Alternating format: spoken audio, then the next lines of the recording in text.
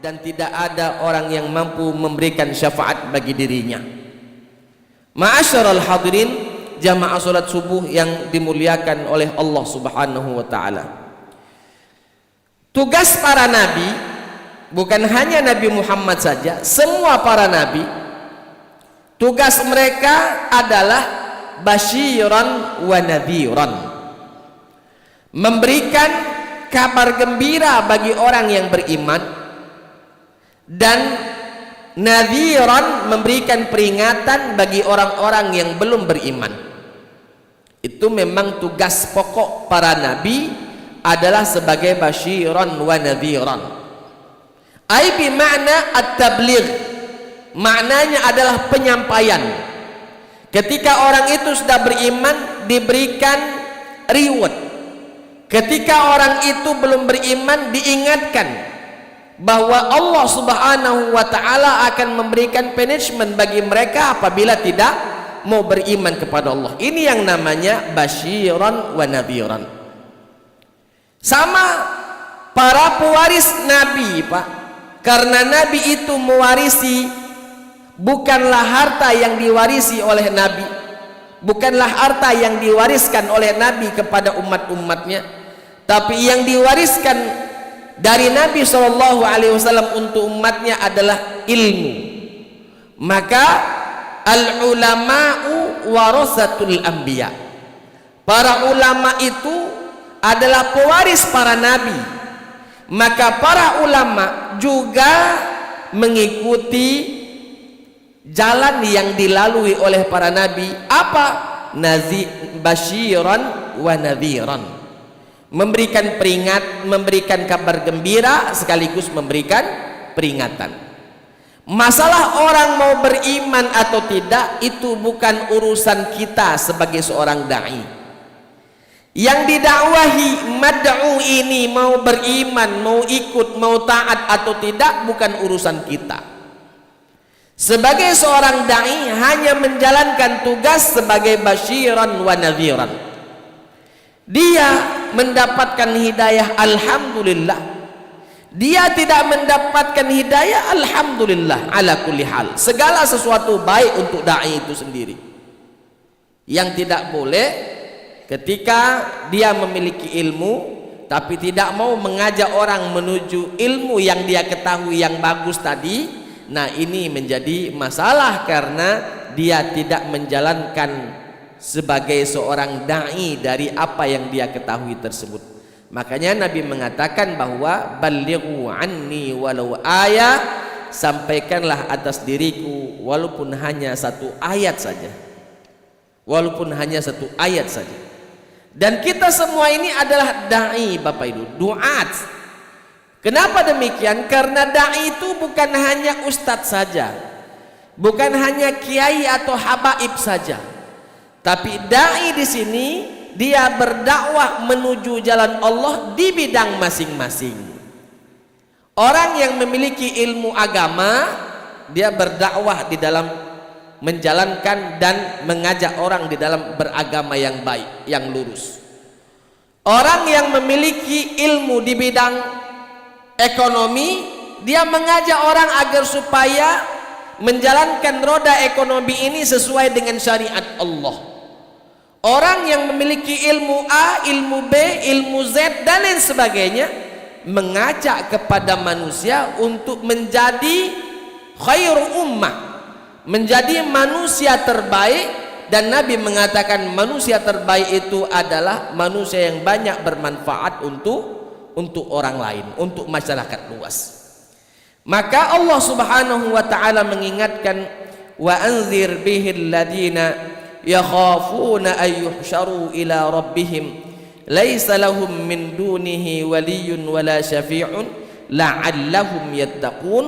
Ending dari ayat ini Allah Ta'ala mengatakan la'allahum yattaqun, agar supaya mereka bertakwa, beriman, menjalankan perintah-perintah Allah dan menjauhi larangan-larangannya.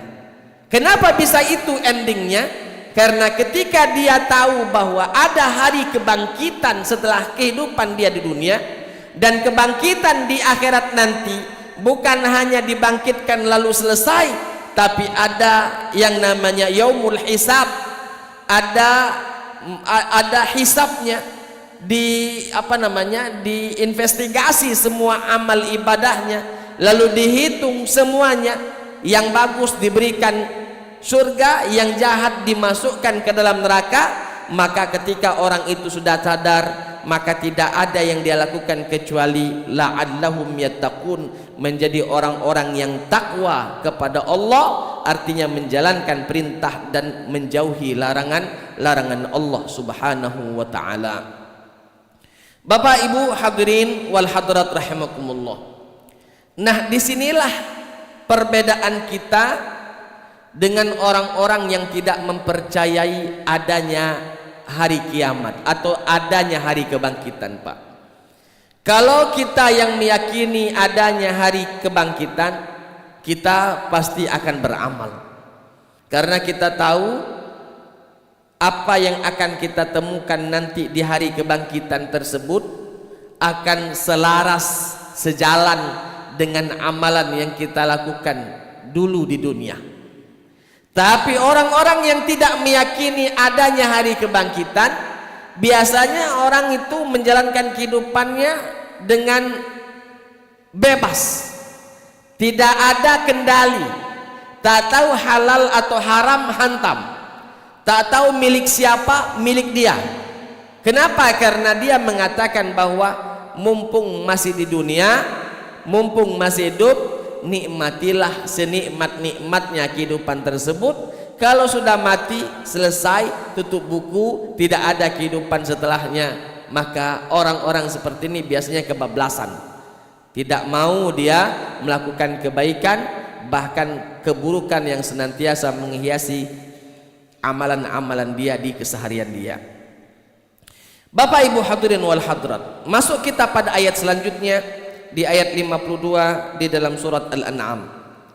Allah Subhanahu wa taala berfirman, "Wala tatrudil ladzina yad'una rabbahum bil ghadati wal 'ashyi yuriduna wajha."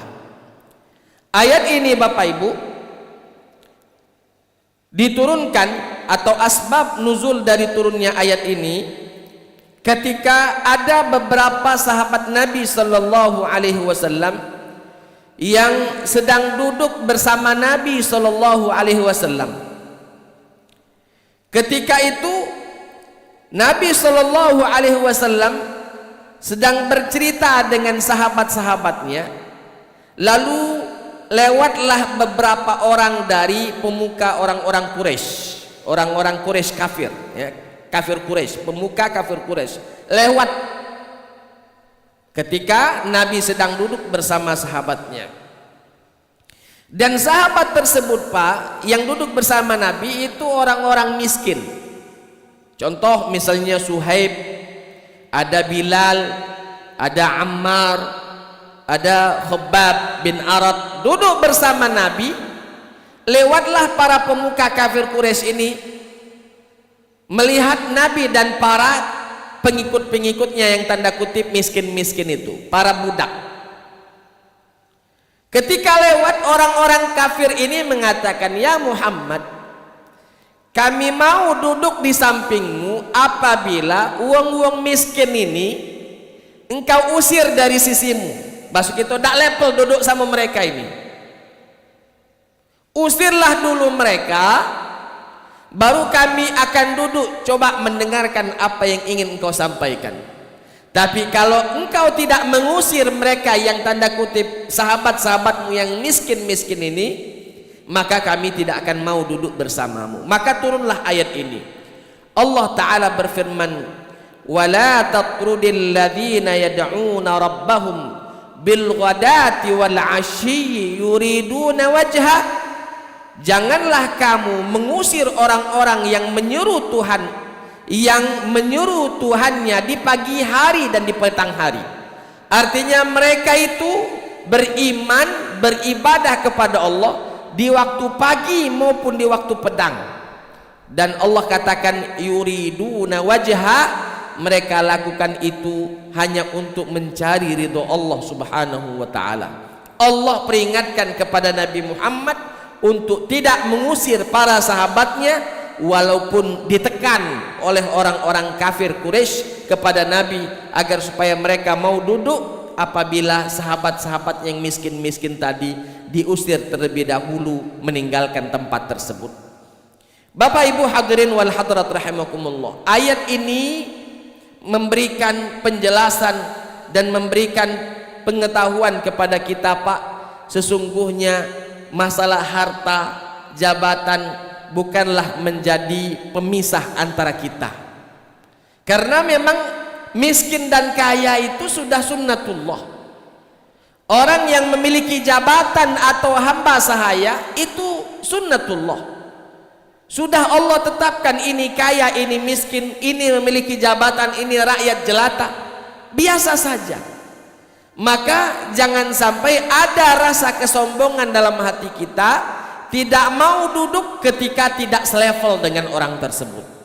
Kenapa? Karena memang sombong seperti ini, Pak, mohon maaf, kadang setan datang lalu memasukkan rasa seperti apa yang dirasakan oleh orang kafir tersebut. Tuh apa duduk di situ, tak level, nyengok wong-wong yang ada duduk situ miskin galo-galo, turun derajat aku aman duduk di situ.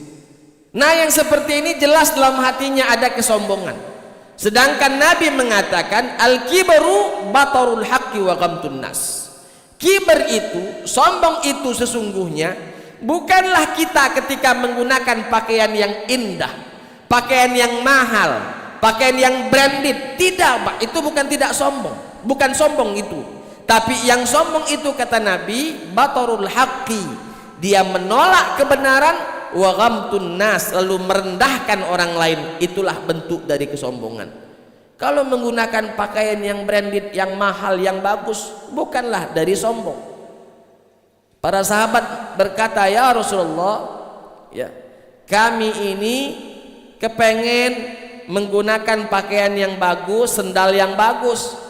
Apakah itu termasuk dari sifat kesombongan? Kata Nabi, tidak. Innallaha jamilun yuhibbul jamala. Allah itu indah dan menyukai keindahan.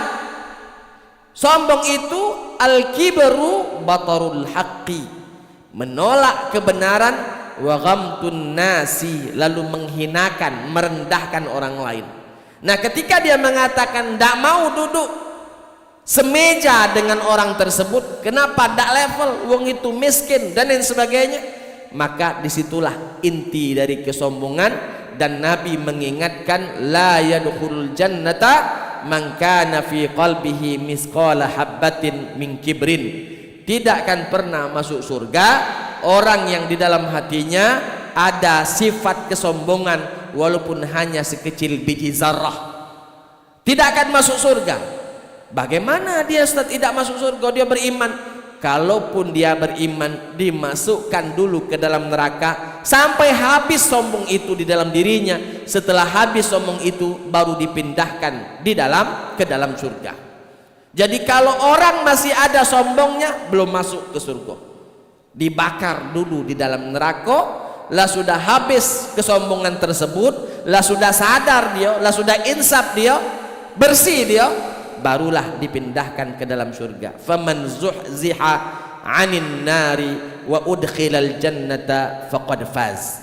Barang siapa yang diangkat dari neraka lalu dibersihkan, dimasukkan ke dalam surga, sungguh mereka juga termasuk orang-orang yang beruntung. Wala taqrudil ladzina yad'una rabbahum bil ghadati wal 'ashyi yuriduna wajhah.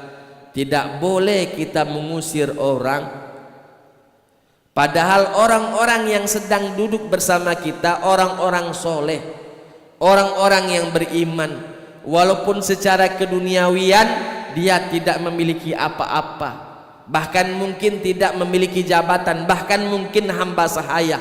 Tidak boleh kita mengusir mereka hanya untuk kepentingan yang lainnya. Jangankan mengusirnya, Pak, acuh tak acuh atas dirinya saja tidak boleh. Nabi diingatkan ketika Abdullah bin Umi Maktum bertanya kepada Nabi Shallallahu Alaihi Wasallam, sahabat Nabi yang buta ini, tunanetra ini, bertanya kepada Nabi sedangkan Nabi sibuk sedang berdakwah kepada orang-orang kafir agar supaya mereka beriman. Masuk kita dikesampingkan, masuk dalam hati mungkin ini kan sudah Islam agak baik kan, baca ada hari lain, maka Allah ingatkan Nabi Muhammad, abasa wa tawalla an ja'ahul a'ma. Kenapa engkau abas, bermuka masam, wa tawalla, lalu berpaling dari sahabatmu, an ja'ahul a'ma, ketika datang sahabatmu yang buta, Abdullah bin Ummi Maktum. Diingatkan oleh Allah Subhanahu wa taala. Jadi jangankan mengusir, tidak merespon saja itu adalah kesalahan. Maka jangan pandang orang dari sisi kaya atau miskinnya, jangan pandang seseorang dari level kedudukannya, si fulan ini, si fulan itu, si fulan anu dan lain sebagainya. Maka di hadapan Allah sesungguhnya yang dimuliakan itu bukanlah hartanya, bukanlah pula jabatannya atau bagus buruk rupanya, tapi yang dilihat oleh Allah adalah takwanya. Innallaha la yanzuru ila ajsamikum wala ila aswarikum wala ila amwalikum walakin yanzuru ila qulubikum wa amalikum. Allah tidaklah melihat dari postur tubuhmu, cantik gantengmu atau kaya miskinmu, tapi yang Allah lihat adalah hati dan amal ibadahmu. Inna akramakum indallahi atqakum, sesungguhnya orang yang paling mulia di sisi Allah adalah orang-orang yang memiliki ketakwaan kepada Allah Subhanahu wa taala. Ma 'alaika min hisabihim min syai', kata Allah, mereka itu ya, kamu tidak akan pernah memikul tanggung jawab sedikit pun atas mereka. Siapa maksudnya? Wahai Muhammad, engkau tidak akan pernah memikul tanggung jawab atas kafir atau tidak kafirnya orang yang nyuruh uang ini untuk pergi. Dia mau beriman bukan masalahmu, atau tidak beriman juga bukan menjadi masalahmu. Nabi cuma diperintahkan untuk berdakwah saja, sampaikan, berikan peringatan. Orang kafir mau beriman, alhamdulillah, kita dapat poin lagi. Kalau kita misalnya dakwah itu dapat poin, namanya itu dapat poin lagi. Apa poinnya? Kata Nabi, ya, ketika la an yahdiyallahu bika rajulan wahidan khairun laka min humurin ni'am. Ketika kita mengajak orang lalu dia taat seperti mana yang kita ajak kepadanya, maka dia ini orang yang mengajak akan mendapatkan pahala yang besar, lebih baik daripada umur ni'am. Di riwayat lain lebih baik daripada dunia dan seisi-isinya. Jadi ketika orang itu beriman, kita dapat bonus, dapat poin, alhamdulillah. Orang yang diajak tidak beriman, tidaklah ada masalah bagi diri kita, bahkan kita masih tetap dapat pahala. Pahala apa? Pahala ngajak walaupun tidak sukses. Jadi kata Allah Ta'ala, ma 'alaika min hisabihim min syai'in, engkau tidak tanggung jawab atas kafir tidak kafirnya orang tersebut. Wa ma min hisabika 'alaihim min syai', mereka juga tidaklah menanggung jawab atas apa yang kau lakukan. Nafsi di hadapan Allah Subhanahu wa taala. Oleh sebab itu ma'asyiral hadirin, maka kata Allah Subhanahu wa taala, wa ma min hisabika 'alaihim min syai'in fatatrudahum fatakuna minadh zalimin. Seandainya engkau mengusir sahabat-sahabatmu tadi yang notabene-nya miskin-miskin tadi, fatakuna minadh zalimin, maka engkau akan termasuk menjadi orang-orang yang zalim kepada mereka. Karena diingatkan oleh Allah Subhanahu wa taala, maka Nabi sallallahu alaihi wasallam tidak mengusir para sahabatnya tadi. Bahasa kita, kamu wong kafir, kamu nak duduk melok duduk payu dak galak sudah. Kata kami yung sekayu, kamu nak duduk payung ngan mare. Nak duduk payung ngan mare. Nak datang jadi dak galak sudah. Ma'asyiral hadirin jamaah salat subuh yang dimuliakan oleh Allah Subhanahu wa taala. Jadi dakwah memang seperti itu, tidak boleh ada paksaan, tidak boleh ada intimidasi. Namanya saja berdakwah menuju jalan yang benar. Kalau dipaksa-paksa menuju jalan benar berarti ada kesalahan di situ. Makanya Allah sendiri mengatakan dalam Al-Qur'an, "Ud'u ila sabili rabbika bil hikmati wal mau'izatil hasanah." Ajaklah mereka menuju jalan Tuhanmu bil hikmah, dengan hikmah. Para ulama mentafsirkan hikmah itu bil ilmi, dengan ilmu.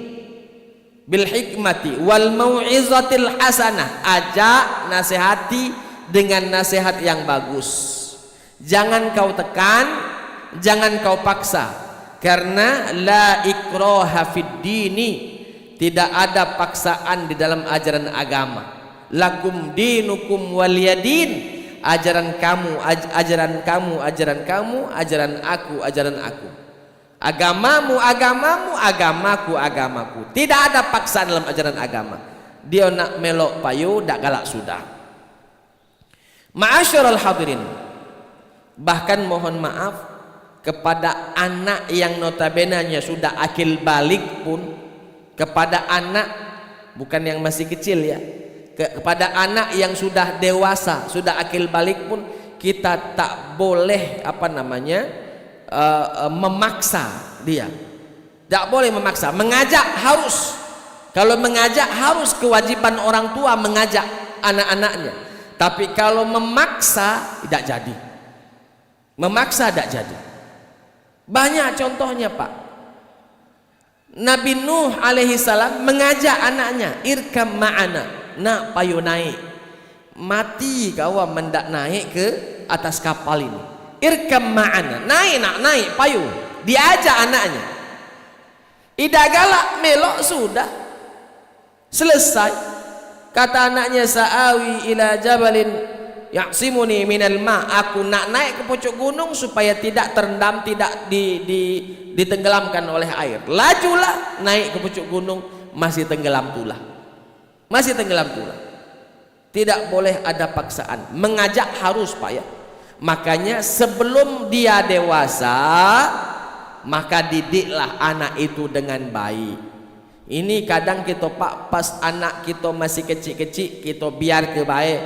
Tidak ngaji, tidak melok TKTPA, basing kemana baik, sekendak hati. Pas lah besar, lah sudah dewasa, baru kena kita tekan. Tak pacak Pak nekannya. Sesip dikit dia nekan kita, bukan kita nekan anak. Karena mungkin badannya lebih besar dari kita. Bahkan mungkin starta ilmuwan lebih tinggi dia dari kita dan lain sebagainya. Susah sudah. Makanya dari kecillah membentuk anak kita tadi. Maka Nabi mengatakan bahwa kullu mauludin yuladu 'alal fitrah. Semua anak yang lahir itu terlahir dalam kondisi fitrah. Fa abawahu, bapak ibunya lah, yuhawwidanihi, yang menjadikan dia Yahudi, au yunassiranihi, atau menjadikan dia Nasrani, au yumajjisani, atau menjadikan dia Majusi. Intinya bapak ibunya lah yang akan membentuk karakter anaknya selagi anak tadi masih kecil. Kalau sudah dewasa tidak bisa lagi. Diperintah boleh, diajak harus, tapi kalau dipaksa tidak dibenarkan. La ikraha fid din, tidak ada paksaan dalam ajaran agama. La ikraha fid din ini di tafsir Ibnu Katsir dijelaskan salah satu asbab nuzulnya, ada seorang bapak masuk Islam sedangkan sebelumnya ini beragama Nasrani atau beragama Yahudi.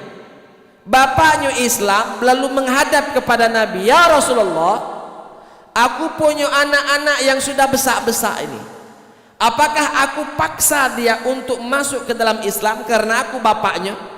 Maka turunlah ayat la ikraha fid din, tidak ada paksaan di dalam ajaran agama.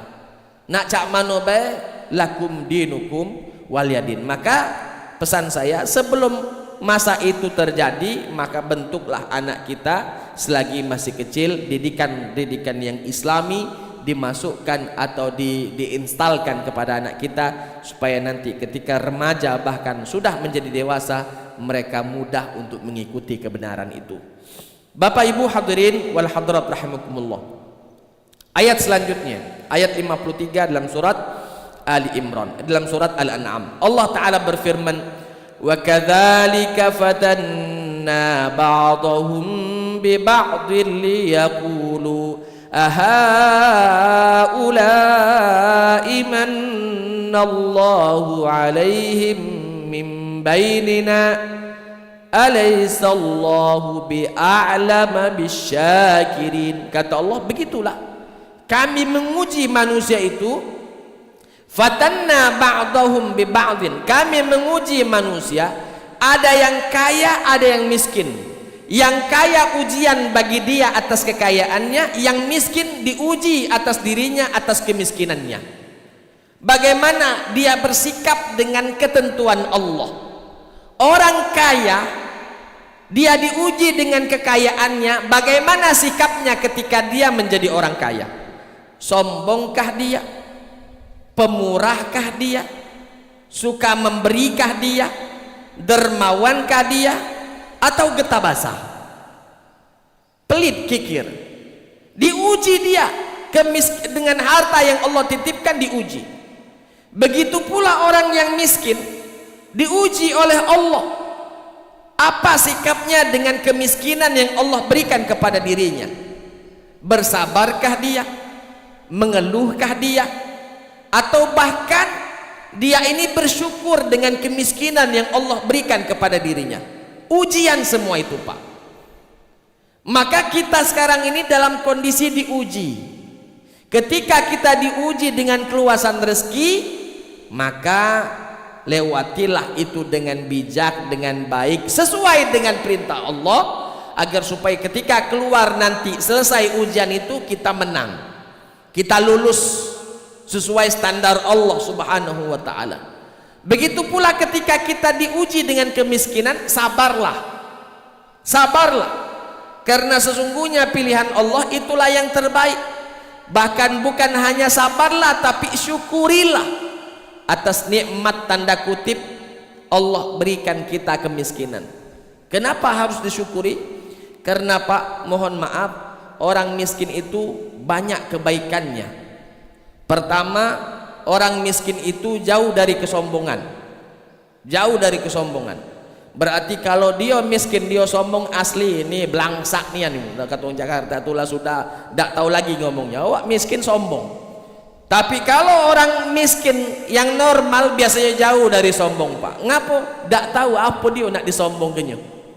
Rumah nak rubuh, masalah harta duit dak kati, jabatan dak kati, ya sudah akhirnya nurut baik. Makanya orang miskin itu jarang sombong, jarang, walaupun ada yang miskin sombong tapi jarang sombong. Yang kedua, Pak, orang miskin itu waktunya lebih banyak untuk tanda kutip beribadah kepada Allah, tidak disibukkan dengan urusan duniawi. Biasanya orang miskin itu, Pak, dapat duit untuk makan hari itu jadilah panggilan azan, pergi ke masjid. Ada pengajian, pergi ke masjid. Biasanya orang-orang tanda kutip itu yang ya cukuplah, tidak lebih-lebih go. Tapi kalau orang kaya biasanya sombongnya minta ampun, Pak. Ada pengajian tak galak datang. Siapa yang ngisi? Ah, bapak itu bukan dari Jakarta. Ya ngapu. Memangnya ustadz itu yang dari Jakarta, bahaya po.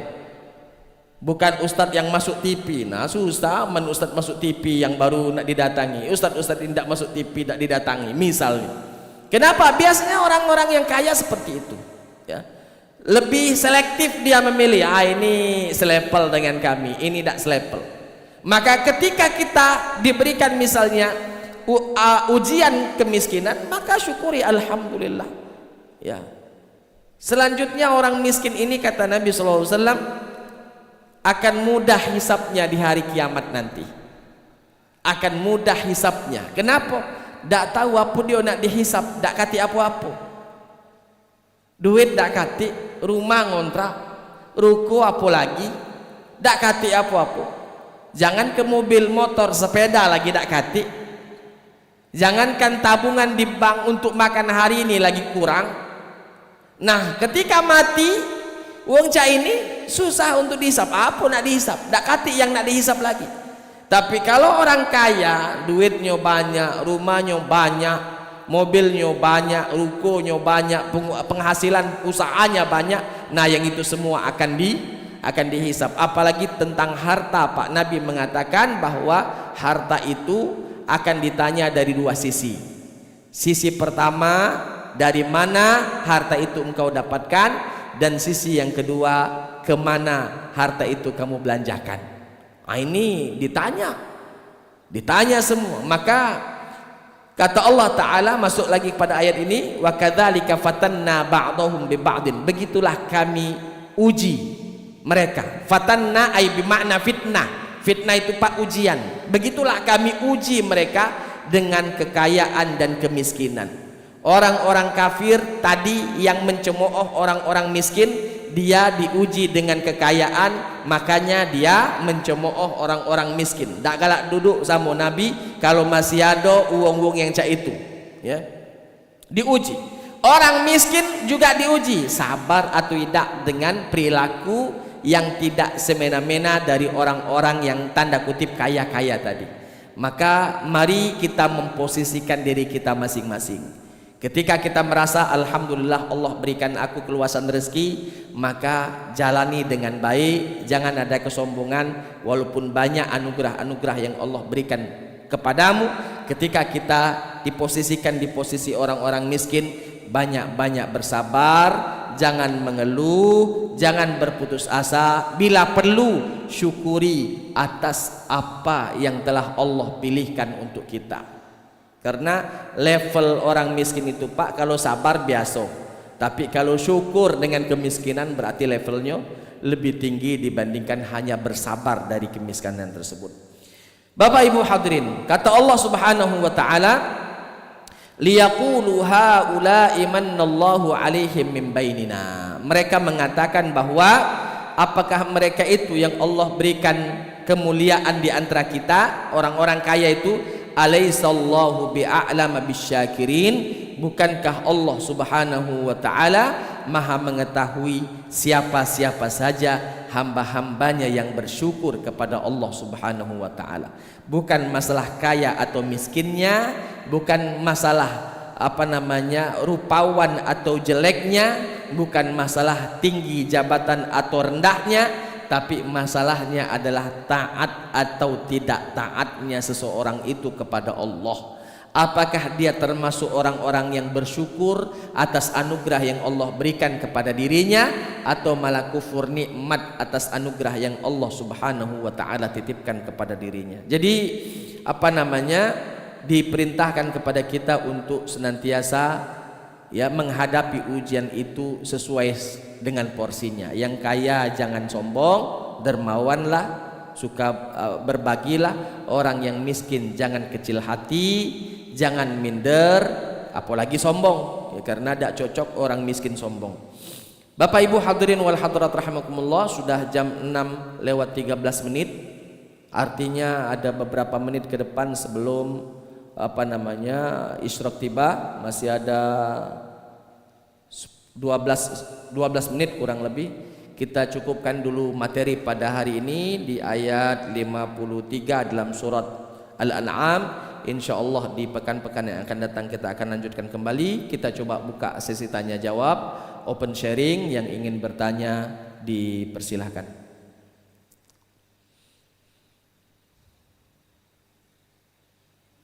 Silakan Pak Haji.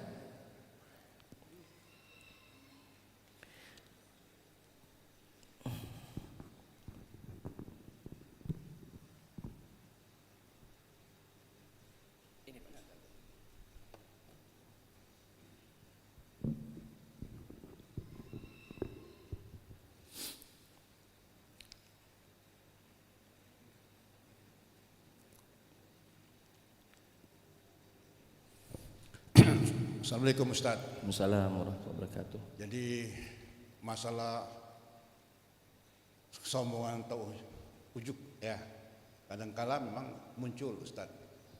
Itu tidak bisa kita hindari ya. Mau jadi manusia yang betul-betul merendahkan diri itu kadangkala agak berat ya. Ya. Tapi yang saya tanyakan masalah harga diri. Ya.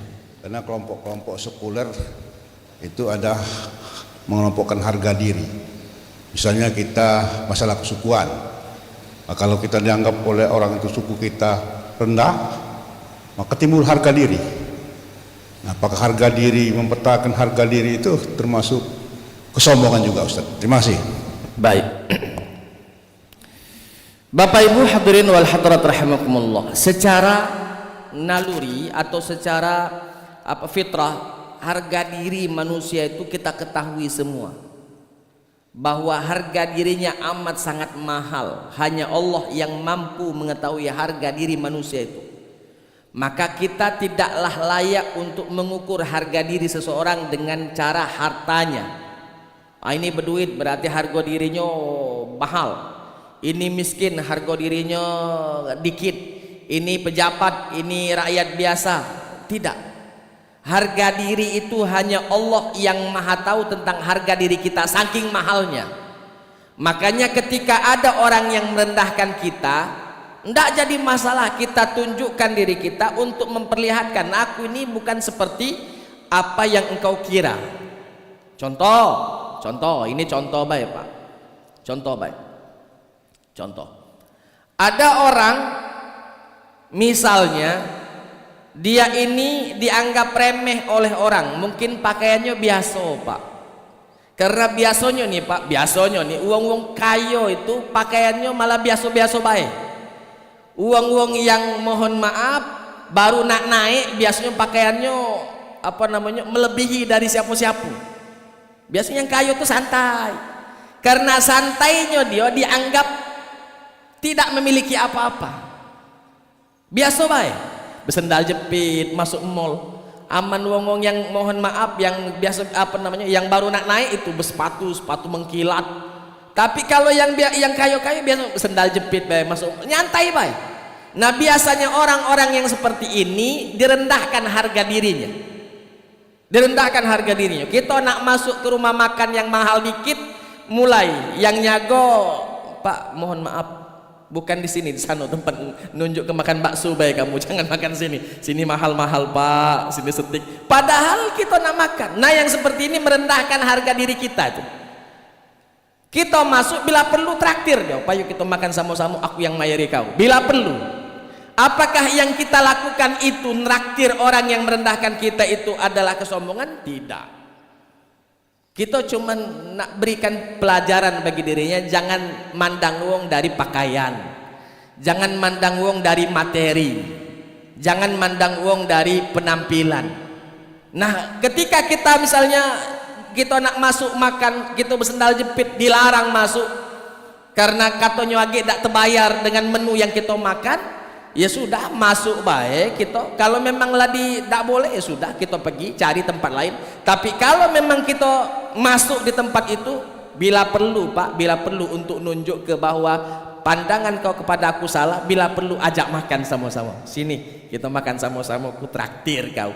Tapi tidak usah nak nyeramainya Pak, cukup kita traktir baik lah, sudah tertabok dia sebenarnya, lah sudah terintimidasi dia. Kenapa? Tadinya merendahkan, malah bukan cuman aku pacak mayar untuk diri aku, mayar kamu lagi aku pacak masuk itu itu. Jadi itu bukanlah bentuk kesombongan ya.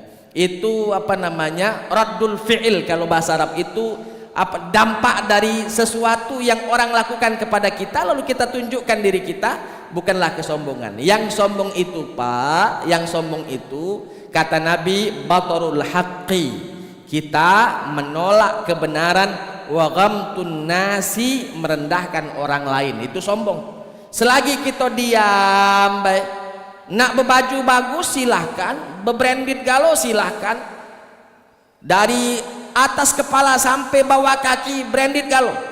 Contoh misalnya di di Jakarta ada Ada pengacara Pak, saking brandednya pakaian dia, aman dia ngomong cek ini. Nggak pakai tidak, cincinnya kemana-mana. Misalnya sudahlah. Yang penting dia tidak menghinakan orang. Dia tidak menghinakan orang. Kau mana cincin kau? Cincin kau kecil, baru cuman berapa ratus, bukan berjuta tapi beratus ribu cuman. Kalau dia ngomong mana cincin kau itu beratus ribu cuman, ini menghina orang lain, itu sombong. Tapi selagi dia tidak mengucapkan apa-apa, dia nak bergaya-gaya dia cek itu, misalnya lajulah. Tak pacak kita ngomong, sombong ini. Kau yang tak kati ngecik ke uang itu yang sombong. Selagi dia tidak nganggu kamu, laju gelang. Tak jadi masalah itu. Jadi balik lagi ke pertanyaan Pak Haji tadi, bahwa apakah itu sombong ketika orang merendahkan harga diri kita, lalu kita tunjukkan sesungguhnya kita ini siapa. Kita katakan bukanlah sombongan itu, karena itu adalah efek dari perilaku orang kepada kita. Yang tidak boleh itu kita yang nunjuk diri padahal uang tidak minta ditunjuk ke, ya, show up jong, apa namanya, dia yang nunjuk ke diri, aku cak ini, nah itu sombong itu. Wallahu a'lam bissawab. Yang lain satu lagi Pak Ustaz, silahkan Pak. ya. Jadi menarik di ayat Al-An'am 53 ini, kata Allah, kami menguji sebagian mereka terhadap sebagian yang lainnya. Di Ibnu Katsir itu ditekankan kaya miskin. Tapi mungkin ada nggak ini maksudnya pengertian lain antara yang berilmu dengan yang tidak berilmu, yang pintar dengan yang bodoh, yang punya jabatan dengan yang tidak punya jabatan. Itu akan diuji perbedaan itu, karena di situ ada ayat lanjutan itu. Lalu ada orang yang berkata, apakah orang seperti ini yang dimuliakan oleh Allah, yang dapat anugerah dari Allah? Nah itu kan dalam tanda tanya dalam tafsir itu kan. Lalu ditutup kata Allah, sesungguhnya Allah Maha Tahu. Ya. Jadi menurut pengertian saya atau menurut pengertian Pak Ustadz, bagaimana ini? Karena dalam kehidupan ini orang itu sering menjustifikasi, dia tuh kaya pasti korupsi, dia tuh tidak seberapa ilmunya, itu dangkal dia itu. Jadi ini bisa bolak-balik, bisa orang kaya menjustifikasi orang miskin, bisa orang miskin menjustifikasi orang kaya, dan bisa sebaiknya orang pinter menjustifikasi orang bodoh menjustifikasi orang pinter gitu. Nah menurut saya menjustifikasi ini dalam Islam itu dibolehkan tidak? Ya artinya dalam batas mana? Karena kata Allah, aku Maha Tahu, kamu tidak tahu apa-apa tentang seseorang itu. Terima kasih. Assalamualaikum warahmatullahi wabarakatuh. Assalamualaikum warahmatullahi wabarakatuh. Begini,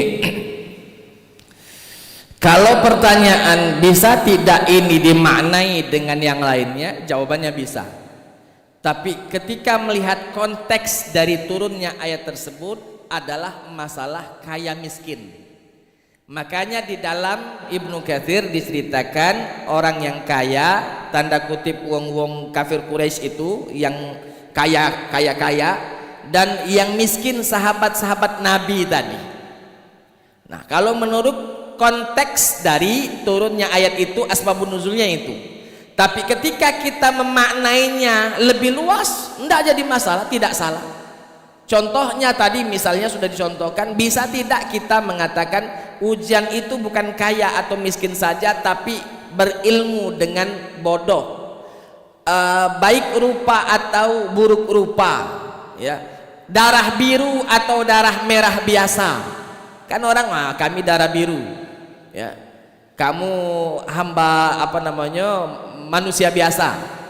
Itu kan jadi perbandingan semuanya, itu semuanya boleh, luas boleh. Cuman tadi yang kita sampaikan tadi sesuai konteks dari turunnya ayat tersebut antara miskin dan kayanya. Adapun misalnya orang menjustifikasi, itu misalnya kita punya ilmu lah sedikit, lalu menjustifikasi, wong itu apa dia dengar wong itu buyan, wong itu tidak terti ini.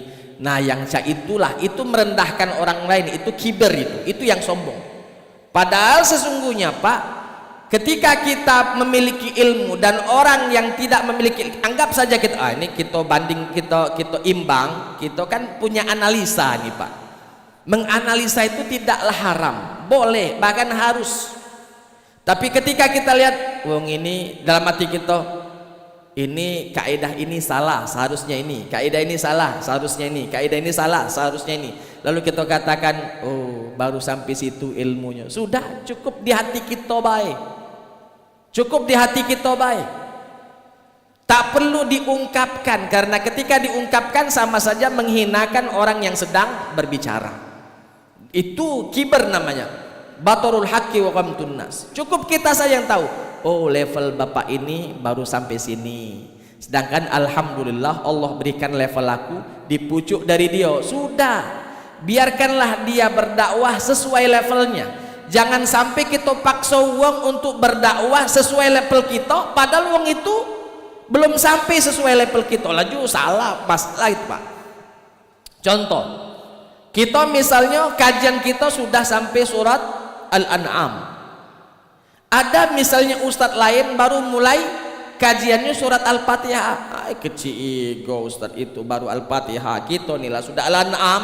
Sudah, mungkin baru sampai situ yang dia tahu. Karena balighu anni walau ayah, yang disampaikan itu yang harus dia tahu. Yang tidak dia tahu tidak kewajiban, tidak ada kewajiban bagi dirinya untuk menyampaikan ketika belum mendapatkan ilmu sesuai dengan yang ingin dia sampaikan. Oleh sebab itu, menjustifikasi orang baik, kalau menjustifikasi baik oke lah, tapi kalau menjustifikasi orang buruk, nah yang ini yang menjadi masalah, karena itu merendahkan orang lain. Kalau kita mengatakan wong itu bagus, wong itu pintar, wong itu ini, itu tidak masalah, bukan kesombongan. Kenapa? Karena memuliakan orang, memberikan posisi orang. Tapi yang merendahkan itulah yang sombong. Batarul haqqi wa ghamtun nasi. Ghamtun itu Pak, merendahkan orang lain. Jadi bentuk kesombongan adalah yang merendahkan, bukan yang mengangkat, bukan yang memuliakan seseorang. Jadi ada pepatah Arab mengatakan idza tammal aqlu qallal kalam. Apabila akalnya sudah sempurna, dia akan sedikit bicara. Artinya tidak banyak komen. Orang misalnya melakukan ini, melakukan itu, dia selalu husnuzon. Oh, mungkin baru sampai situ ilmunya, maka dia masih ada kesalahan A, B, C, D. Sudah, dia cukup dia tahu beda ngomong. Qallal kalam, dia tutup mulut, Pak. Tutup mulut, qallal kalam. Cuman tadi kadang memang haruslah ada watawaso bil haqqi watawaso bis sabr. Bukan hanya diam saja lalu membiarkan orang itu berdakwah salah. Kalau memang kita dapatkan orang berdakwah salah, jangan cepat kita mengatakan sampai situlah ilmunya. Yo, kita juga punya kewajiban untuk berdakwah, lalu kita sampaikan mohon maaf, tapi kita kucilkan dulu, kita sepi ke dulu. Yang ini seharusnya cak ini, yang ini seharusnya cak ini, yang ini seharusnya cak ini, yang aku tahu. Nah, itu kan lemak. Jangan di tengah wong banyak sehingga mempermalukan ustadz yang baru ingin berdakwah tadi. Jadi ketika ditanya apakah boleh meluaskan tafsiran ini bukan hanya miskin atau kaya, jawabannya boleh disampaikan miskin kaya tadi, karena memang teks atau asbab nuzul dari turun tersebut konteksnya adalah miskin dan kaya. Wallahu taala a'lam bissawab.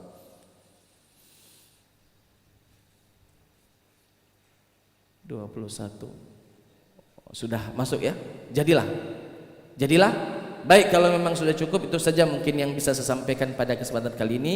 Mudah-mudahan ada manfaatnya bagi kita semuanya. Terima kasih atas segala perhatian. Mohon maaf atas segala kekurangan.